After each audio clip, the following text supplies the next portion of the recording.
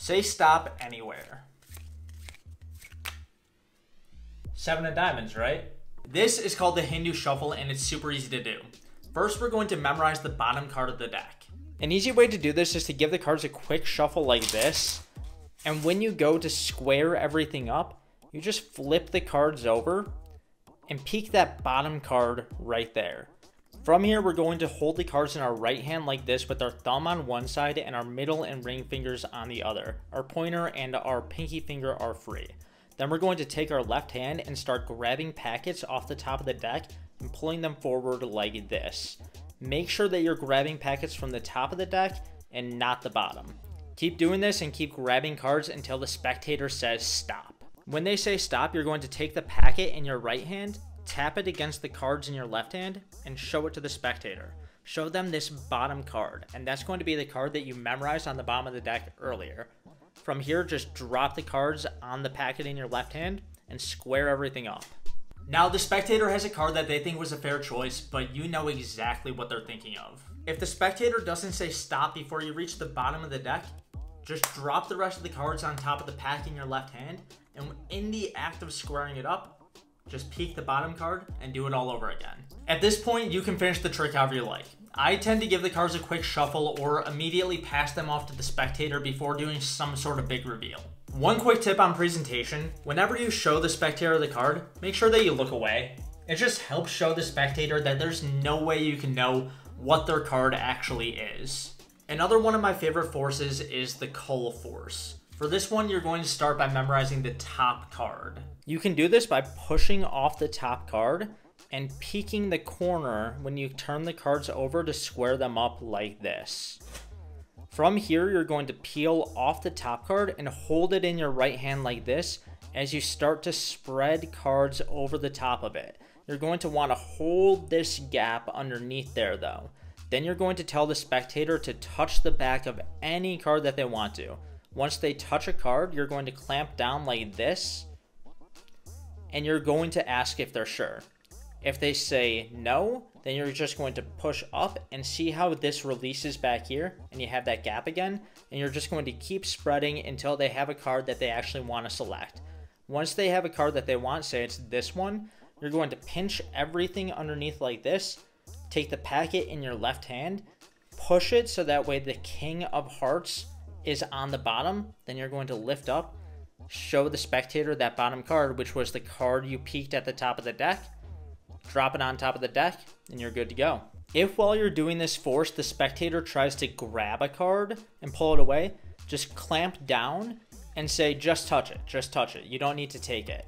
And then keep spreading until they have the card that they want to. Make sure that no cards are spreading underneath that top card that you peeked earlier. When you square everything up, square it up as much as you need to, then show them that card. You can also do this force by memorizing the third or fourth card from the top, say the Ace of Diamonds in this case. And once you go to spread the cards, when you reach that fourth card, you're going to take your fingers underneath and pull it to the side into that position that we talked about before. Then you spread the rest of the cards over the top like normal, let them touch the back of any card. Once they get the card that they want, you square it up, show them the card, and it's the card that you pulled underneath. This is called culling, and it's actually where this force gets its name. Let's do it again with the 6 of Hearts, okay? I'll show you guys from underneath. You go here, and then once you get underneath here, you're going to pull this card to the side with your fingertips, and then just keep spreading over the top till they choose their card, square it up, you're good to go. The method with the top card is super effective too and way easier to learn, so I suggest starting there before moving on to the actual cull. Another classic card force is the riffle force. Go ahead and say stop anywhere. Right there. Ace of Hearts. Again, for this force, we're going to start by memorizing the top card of the deck. After I peek the top card, I always like to do a couple of shuffles and cuts to throw the spectators off the trail of what I'm doing. So I'd give it a couple of shuffles, a couple of cuts, making it look like I'm actually mixing the cards up, but I actually keep that card right where I want it to, right up top. Once you know the top card, you're going to hold the deck like this with your fingers pressed against the top, your thumb on this corner here, and your pointer finger curled underneath. Then you're going to start riffling down this top corner here and waiting till the spectator says stop. When they finally do say stop, you're going to hold the break like this with your thumb. You're going to reach in with your right hand, grab all of these cards, but hold down with these fingers. You're going to grab these cards with your middle finger, ring finger, and thumb. And then you're going to pull, but you're going to be pressing with those fingers on your left hand. And it's going to leave the top card right there. Then you're just going to tap, tap, tap.